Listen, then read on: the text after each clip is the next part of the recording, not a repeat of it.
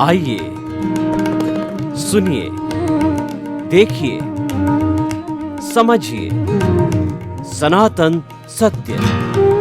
जैसी दृष्टि वैसी सृष्टि, दृष्टि विज्ञान। कुदरत, कुदरती रचना एवं कुदरत के कानून से शाश्वत सुख की प्राप्ति। जोधपुर के परम पूज्य महात्मा उपासक प्रोफेसर डॉक्टर सोहन राज तातेड़ के निर्देशन में सनातन सत्य। जैसी दृष्टि वैसी सृष्टि, दृष्टि विज्ञान।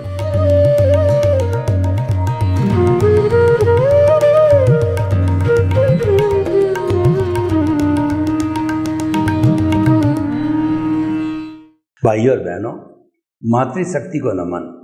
आज का बहुत सुंदर विषय रंगमंच यह जगत है। इसको एक पूरे के दोहे के रूप में मैं आपको बताना चाहता हूँ कि रंगमंच यह जगत है, कर्म खिलावन हार, नाना रूप बनाय के और चेतन खेलन हार। कहने का अर्थ यह कि ये जो दुनिया है वह एक रंगमंच का मतलब स्टेज है। आपने जो रामायण के, महाभारत के जो नाटक देखे होंगे, जो राजा हरिश्चंद्र का नाटक, छत्रपति शिवाजी का नाटक, महात्मा गांधी के, बाबा साहब अम्बेडकर के नाटक खेले जाते हैं, तो वह किसी स्टेज पर खेले जाते हैं। और उस स्टेज के ऊपर, जैसे रामायण का उदाहरण लें, तो अलग अलग कलाकार अपने अपने समय पर आते हैं। राम आते हैं, सीता आती है, लक्ष्मण आता है, रावण आता है, हनुमान जी आते हैं, सुग्रीव आते हैं और बाली आते हैं, और जितने बानर लोग आते हैं, और जो है मेघनाथ वगैरह, और जो है उनके भाई आते हैं रावण के। तो इस तरीके से जो है ये सारे समय समय पर जो है ये लोग उपस्थित होकर के उस नाटक को प्ले करते हैं। तो ठीक उसी तरीके से ये हमारा जो जीवन है वह भी एक रंगमंच की तरह, एक नाटक की तरह, एक स्टेज की तरह है। और जैसे कि उनको जो खिलाता है वो स्क्रिप्ट के अनुसार खेलना होता है। पहले एक बोलता है, फिर दूसरा बोलता है, फिर तीसरा बोलता है। तो हमारा भी जन्म से मृत्यु तक का जीवन होता है, वो कठपुतली का जीवन होता है। और कठपुतली कैसे खेली जाती है, आपको ध्यान हो तो कठपुतली नाचती रहती है, खड़ी नाचती है, टेढ़ी नाचती है, सीधी होती है, बैंड होती है।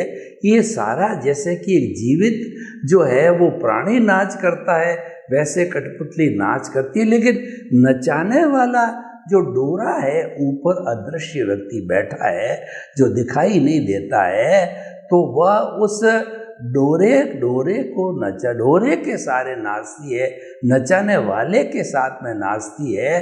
तो वो हमारे जो डोरा है वो हमारे कर्म है। वो क्या है कि समय समय पर उदय और प्रारब्ध होता है, और उदय प्रारब्ध के अधीन जो है हम वैसी ही प्रवृत्ति करते हैं, और वह प्रवृत्ति हर क्षण बदलती रहती है। और वास्तव में ये जो कर्म है वो किस तरीके से प्ले करते हैं, इसका पूरा मैं ब्यौरा देता हूँ, पूरा आपको इतिहास बताता हूँ कि इस जन्म में जैसी जैसी हम चार्जिंग करते हैं, जितनी भी बैटरी, तरह की बैटरियाँ होती है, वो सारी चार्ज होती है। चाहे मोबाइल की बैटरी हो, चाहे डीजल इंजन की बैटरी हो, चाहे जनरेटर की बैटरी हो, और चाहे किसी भी चीज़ की बैटरी हो जो कि डीसी कहलाती है। वो डीसी बैटरी को चार्ज करना पड़ता है। एसी जो है करंट के द्वारा डीसी बैटरी 12 वोल्ट, 24 वोल्ट, उसके पैरेलल 48 वोल्ट और बहुत बड़ी भी हो सकती है वोल्ट की। तो वो जो है वो डीसी करंट पैदा करने के लिए बैटरी को चार्ज करना पड़ता है। तो ठीक उसी तरीके से इस जन्म के अंदर हमारा जो चार्जिंग होता है, पूरा एक प्रोसेस हाउस होता है। जैसे कि बैटरी चार्ज की जाती तो चार्जर लगता है, पॉजिटिव से जुड़ता है, नेगेटिव से जुड़ता है, और बैटरी के अंदर अलग अलग शेल्स होते हैं। वो शेल्स के अंदर जो एसिड होता है, एसिड में टर्बुलेंस होता है, टर्बुलेंस से करंट पैदा होती है, और करंट से सारा चाहे पूरा एक प्रोसेस है। तो कर्मों का प्रोसेस, चार्जिंग का प्रोसेस जो कि भावों से संचालित होता है, चार्जिंग भावों से होता है, और जो डिस्चार्ज होता है उसकी प्रक्रिया अलग है। जैसे बैटरी के अंदर चार्ज और डिस्चार्ज की अलग है, चार्ज के अंदर तो क्या होता है कि एसी से जो है डीसी के अंदर वो चार्ज डाला जाता है, वो एनर्जी डाली जाती है, और डिस्चार्ज में एसी कट हो जाता है, और जो कुछ भी स्टोर किया हुआ होता है वह स्टोर धीरे धीरे धीरे डिस्चार्ज होता रहता है। जैसा कि मोबाइल की बैटरी में होता है, 100% हमने चार्ज किया मॉर्निंग के अंदर, और इवनिंग तक हम वापस घर आए देखने के लिए, हमने नेट वेट चलाया तो ये 20% ही रहा, 80% जो है डिस्चार्ज हो गया। ठीक उसी तरीके से हमारी ये मन की, वचन की, काया की बैटरियां जो है हम इस जन्म के अंदर चार्ज करते हैं। वो चार्ज कैसे होती है?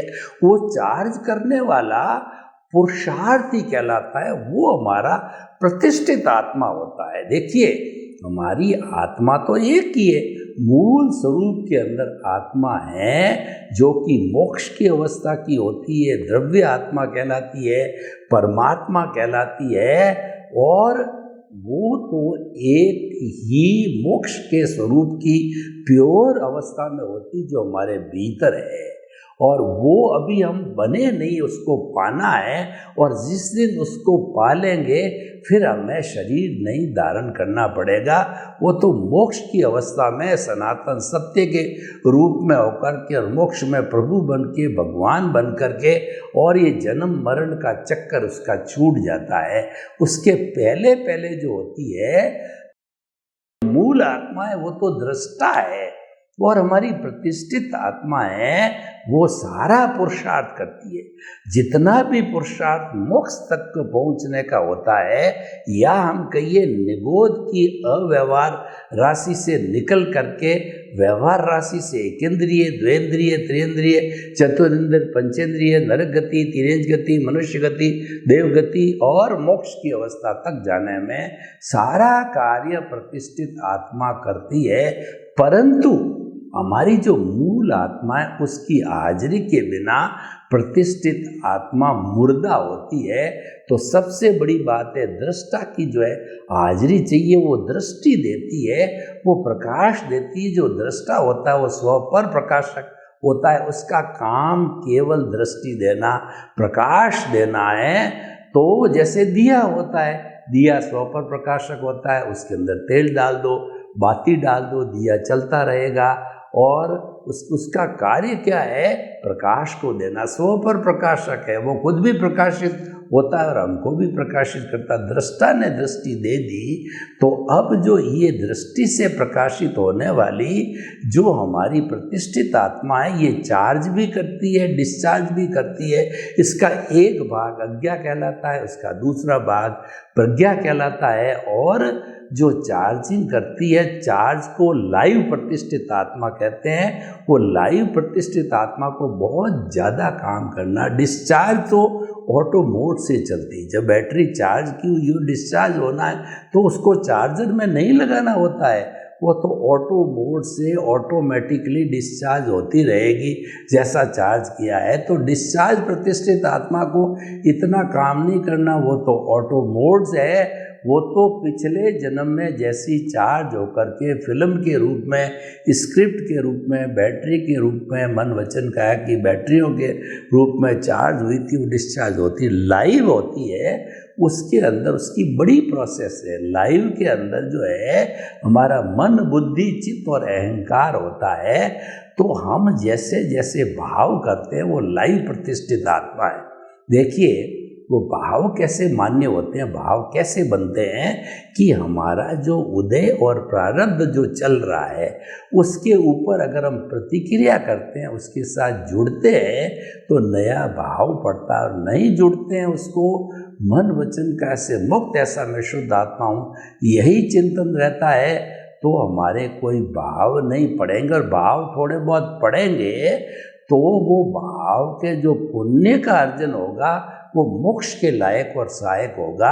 और ये प्रज्ञा की अवस्था होती है। लेकिन जहाँ पे अज्ञा जुड़ जाती है, अज्ञा जुड़ने का अर्थ क्या है कि जो व्यक्ति बहिर आत्मा बना हुआ है, सामान्य व्यक्ति है, कोई ज्ञान वगैरह नहीं लिया हो, उसको आत्मा परमात्मा का ज्ञान नहीं है, तो वो व्यक्ति क्या करता है कि जो कुछ भी उदय और प्रारब्ध चलता है उसके साथ जुड़ जाता है। जुड़ने का अर्थ क्या है कि मान लीजिए कि उदय के कारण आपके जो है वो गुस्सा आ गया, आपको उदय के कारण गुस्सा आ गया, तो आप अपनी पत्नी को जो है उस गुस्से में बोलने लग गए, तो वो तो हमारा उदय और प्रारब्ध मान लिया।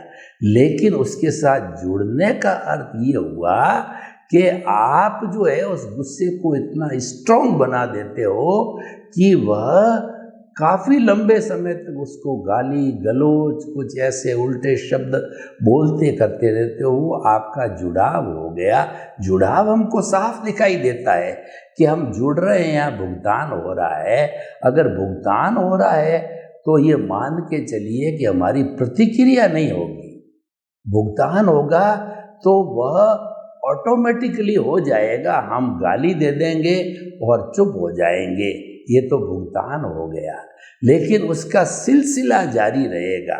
सिलसिला जो जारी रहना है ये हमारा जो कहना चाहिए लाइव प्रोसेस हो गया, क्योंकि लाइव के अंदर ही प्रयास करना पड़ता है।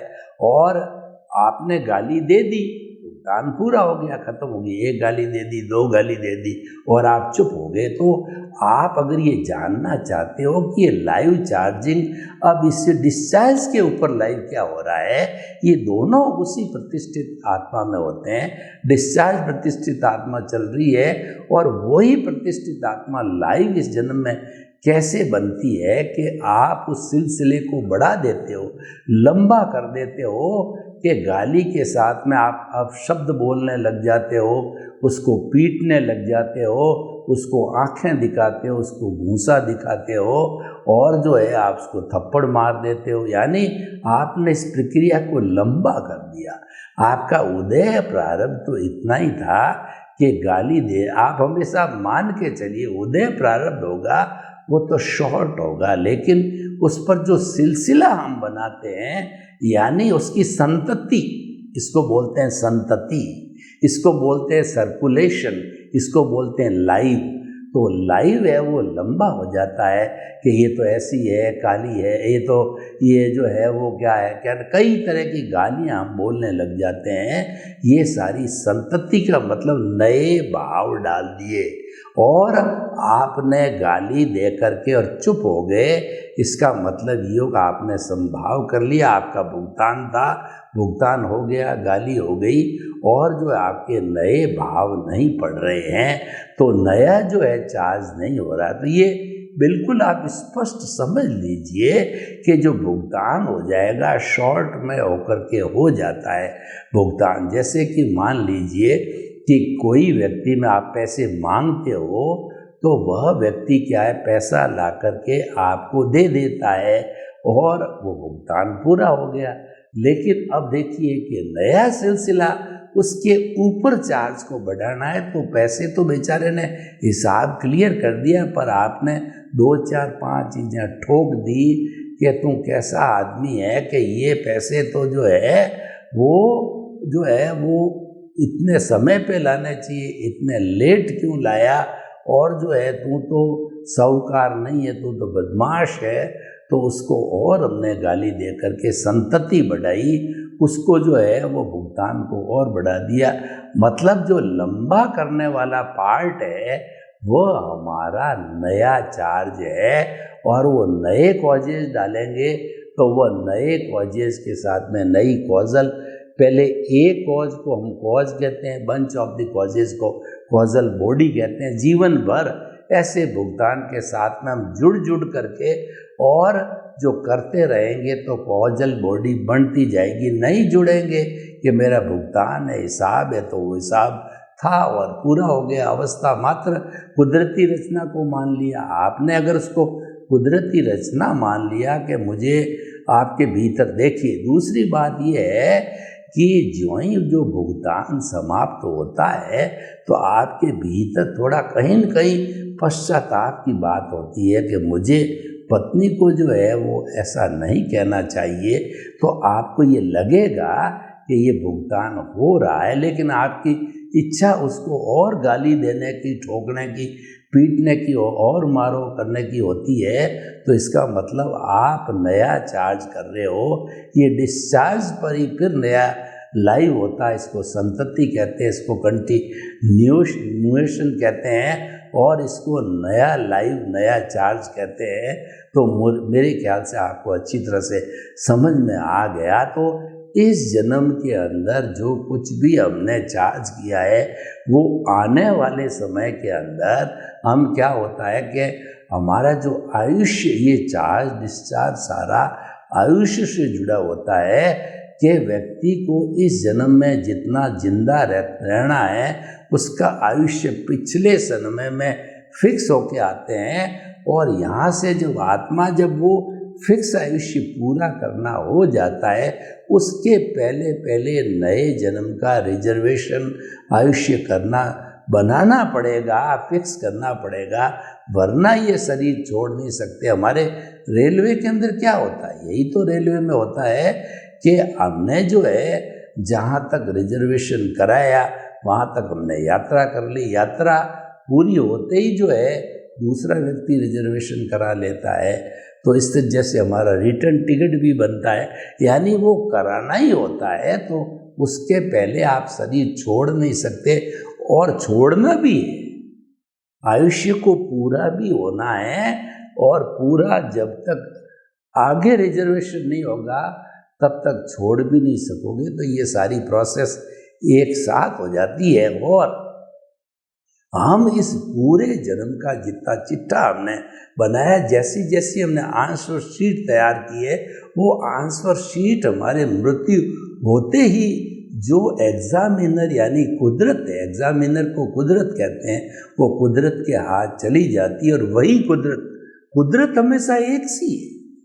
देखिए, हमारी आत्मा एक सी है और कुदरत एक सी है। तो फिर बदल क्या रहा है? बदल रहा है मन वचन काया रूप, शरीर बदल रहा है। इसीलिए कहा गया है कि ये मन वचन काया तथा उससे जुड़ी हुई हर अवस्था मात्र कुदरती रचना है। अगर आप मुक्त रहना चाहते हो, इसको कुदरती रचना मानो, तो आप मुक्त है कि भाई ये कुदरत ने करवाया, हो गया है। और आप ज़्यादा से ज़्यादा मिच्छामी दुक्कडम कर दो, क्षमा याचना कर लो। जिसके साथ आपका ट्रीटमेंट हुआ है, जिसके साथ में आपका व्यवहार हुआ है, इसको आप अगर कुदरती रचना मानते चले जाओगे तो कोई परेशानी नहीं होगी। उसके अंदर नए भाव नहीं पड़ेंगे। तो आप जो है हमेशा ऐसे करते रहिए, नए भाव नहीं करना चाहते हो। और ऐसा कौन व्यक्ति कर सकता है जिस व्यक्ति को इस सब चीज़ का नॉलेज हो जावे? उस नॉलेज को हम सनातन सत्य कहते हैं, जो कुदरत के कानून पर जो आधारित होता है। तो हमारा जो विषय था कि रंगमंच ये जगत है और कर्म खिलावनहार, नाना रूप बनाए के और चेतन खेलनहार, ये सब जो है खेलने वाला है।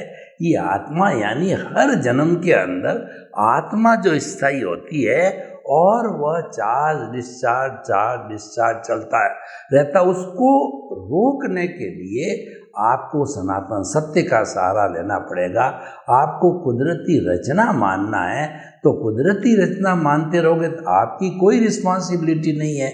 जैसे कुदरत रिस्पॉन्सिबिलिटी देती है, मैं सब रिस्पॉन्सिबल, आप अपने आप को अकर्ता बन के कुदरत का सफरर, कुदरत का गेस्ट और कुदरत का यूजर हो, तो आपकी कोई रिस्पॉन्सिबिलिटी नहीं। इस मन वचन का ऐसे जो कुछ भी होता है कुदरत उसको माफ़ कर देती है। और कुदरती रचना हर क्षण मानने वाले के नए भाव नहीं पड़ते, नए कर्मबंध नहीं होता है। तो रंगमंच के जगत के अर्थ का ये है कि आप कहीं ना कहीं इस संतति, इस चलने वाले प्रवाह को रोकिए, क्योंकि अनादि अनंत काल से ये प्रवाह हम चलाते आए हैं। लेकिन इस प्रवाह को रोकने का अर्थ ये है कि हमें शाश्वत सत्य को प्राप्त करना है, हमें जो है वो शाश्वत सुख की नींव लगानी, यानी कभी न कभी इस घेरे को तोड़ना है, इसको तोड़ करके मुक्त होना है, शाश्वत सुख को परमानेंट प्राप्त करना है। तो सारा काम, सारी उसकी हमने व्यवस्था कर रखी है, उसको हम कहते हैं आर्ट ऑफ द विजन कहते हैं। आप अपनी समझ के भीतर ये बात बिठा लीजिए कि मन वचन काया से मुक्त ऐसा मैं शुद्ध आत्मा हूँ। आपने समझ के अंदर अपने विजन में, अपनी दृष्टि में, जो मैंने बताया कि आपको दृष्टि दृष्टा देता है, प्रकाश आपको देता है, उस प्रकाश में आपने अगर बिठा दिया कि मैं तो मन वचन काया से मुक्त ऐसा शुद्ध आत्मा हूँ, और मन वचन काया तथा उससे जुड़ी हुई हर अवस्था मात्र कुदरती रचना है, मैं तो अकर्ता हूँ। दुनिया का हर व्यक्ति अकर्ता, वो करता हो ही नहीं सकता, करता तो व्यवस्थित शक्ति है। और जो है साइंटिफिक सर्कमस्टेंशियल एविडेंसेज है, कुदरत है वही करने वाली होती, कुदरत संजोग जुटाती है। द्रव्य क्षेत्र काल भाव के रूप में कुदरत संजोग जुटाती, कुदरत अपना काम करती है। और मुझे तो कुदरती रचना मानना है खाली, क्योंकि जो हमारी जो आर्ट ऑफ द विजन, वहाँ पर केवल भाव चलते हैं। आर्ट ऑफ द विजन में कोई क्रिया का वहाँ पर पहुँच नहीं है, क्योंकि वो तो समझ में है, वो तो विचारों में, वो भावों में है। और जो मन वचन काया की जितनी भी क्रिया होती है वो तो द्रव्य क्रिया है। द्रव्य और भाव में बहुत अंतर होता है। भाव दिखाई नहीं देता है, भाव समझ है, भाव चेतना की सत्ता है, भाव चेतना की शक्ति है, और भुगतान है वो सारा जड़ है, और वो क्रिया है वो मन वचन काया से होती होगी, क्योंकि वो तो इकट्ठा हमारा ही किया, वो तो हमारा कर्जा है। कोई व्यक्ति कर्जदार होता है, शुद्ध कर्जा चुकाना पड़ेगा, अंडरस्टूड है, तो कर्जा चुकाते रहिए, चलता रहेगा। लेकिन चुकाने के साथ साथ में जो है हमें इसका परमानेंट सॉल्यूशन निकालना है। परमानेंट सॉल्यूशन का ये कि अर्थ ये है, बार बार जन्म लेकर के हम दुख पाते रहे, माँ के पेट में 9 महीने उल्टे लट, कब तक चलेगा? इसको हमें कहीं न कहीं रोकना पड़ा। अभी रोकिए, इसी जन्म से रोकिए, इसी क्षण से रोकिए। तो उसके लिए आर्ट ऑफ द विजन है, जहाँ पे 2 बातों का आप सेट कर देंगे कि मन वचन काया से मुक्त ऐसा मैं शुद्ध आत्मा, और जो चल रहा है उसको चलने दीजिए, उसमें छेड़छाड़ नहीं करना, उसकी तरफ देखना ही नहीं है। उसको तो कुदरती रचना, कुदरती रचना, किसी ने थप्पड़ मारी, कुदरती रचना, बेटे से झगड़ा हुआ, कुदरती रचना, घाटा लगा, कुदरती रचना, और नफ़ा हुआ, कुदरती रचना, और किसी की शादी हुई, पोता हुआ, बेटा हो, कुदरती रचना। और वास्तव में वही है, अपने अपने हिसाब से होता है, अपने अपने कर्मों का भुगतान है, हिसाब है, सारा होने दीजिए, उसको खाली मानना है। हम तो आपको कोई भी चीज़ का परिवर्तन करने का नहीं बोलते हैं कि आप ऐसा कीजिए वैसा कीजिए, कुछ नहीं, आपकी दृष्टि को बदलना है, आपके विजन को बदलना है, कि आपकी सोच में करेक्शन देते हैं हम। तो जब कभी भी करेक्शन किसी मीटर के अंदर, बिजली के मीटर में, एमसी के अंदर, या हमारे सॉफ्टवेयर के अंदर, कोई भी हमारे अलार्म के अंदर जब कोई भी करेक्शन दे दिया जाए तो उसके अकॉर्डिंगली वो काम करता है। तो हम भी आपको ये करेक्शन देते हैं, करेक्शन समझ में देते हैं, भावों में देते हैं, वो अपना काम करता है, कुदरती रचना चलती रहती है। और आपके भीतर तो अलार्म बोलता रहना चाहिए, मैं तो शुद्ध आत्मा हूँ, मैं तो शुद्ध आत्मा हूँ, मैं शुद्ध आत्मा हूँ। तब चले जाओगे, हिसाब हो जाएगा, आपको क्या तकलीफ, शुद्ध आत्मा अपने आप चली जाएगी, और ये शरीर जला दिया जाएगा। जला दिया, जलने दो, जलना ही, इस पर तो मिट्टी है, जल गया। फिर नया शरीर अगर नहीं बनाना है तो आप खाली एक पॉइंट पे रहिए, और फिर अजर अमर अविनाशी जो मुक्ति की अवस्था है, जिसके अंदर कोई दुख नहीं, कोई दर्द नहीं, एनी टाइम सुख ही सुख है, वो हमारी अवस्था को प्राप्त करना है। तो ये आज का विषय रंगमंचीय जगत हमने बताया कि यहाँ खेल खेलते रहते, हर व्यक्ति इस रंगमंच में, दुनिया में आता है, कर्मों के अनुसार खेल खेल करके आयुष्य पूरा हुआ, चला गया। तो हर व्यक्ति अपना खेल खेल करके अलग अलग कर्मों के अनुसार, कोई बड़ा व्यक्ति होता है पुण्य का खेल खेलता है, और कोई व्यक्ति जो है छोटा होता है पाप वाला होता है तो पाप का खेल खेलता है, बुरे काम करता है, अच्छे वाला अच्छे करता है, खेल खेल के चला जाता है। और अच्छा खेल खेलता है उसको लोग याद रखते हैं, बुरा खेल खेलता है उसको लोग जो है उसकी निंदा करते हैं। तो कुल मिला के प्रश्न यही है, इस सिलसिले को समाप्त करके और सनातन सत्य के माध्यम से शाश्वत सुख को प्राप्त करें, यही हमारा आर्ट ऑफ डिवीजन है। सर्वे भवन्तु सुखिनः, सर्वे सन्तु निरामया। लोक के सब जीवों को सुख मिले, शांति मिले, आनंद मिले, प्रेम मिले, उनको आर्ट ऑफ डिवीजन मिले और वो शाश्वत सुख को प्राप्त हो। आपके प्रति मंगल हो।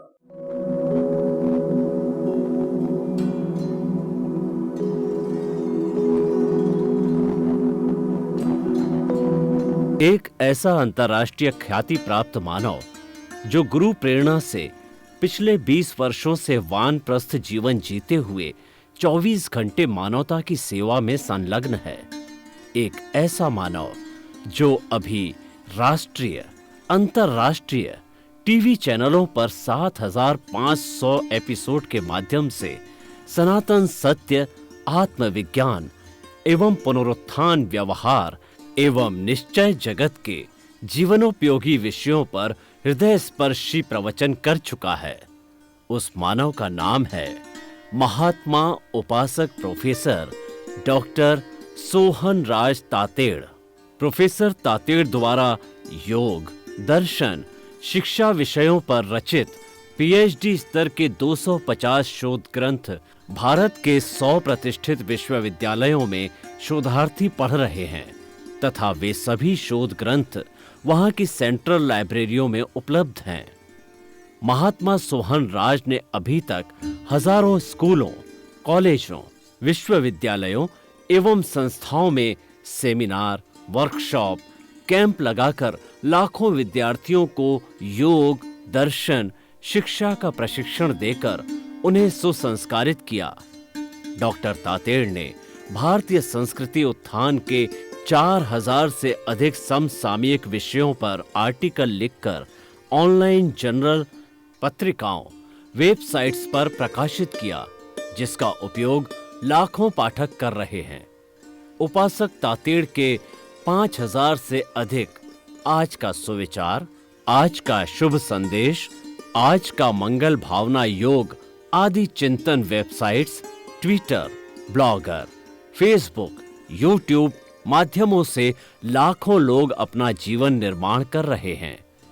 मानवता के मसीहा ऐसे महामानव महात्मा सोहन राज तातेड़ के प्रोफाइल को अभी तक विश्व के 20 लाख दर्शक यूट्यूब पर, 12 लाख गूगल पर एवं लाखों दर्शक फेसबुक, ब्लॉगर, ट्विटर और इंस्टाग्राम पर देख चुके हैं।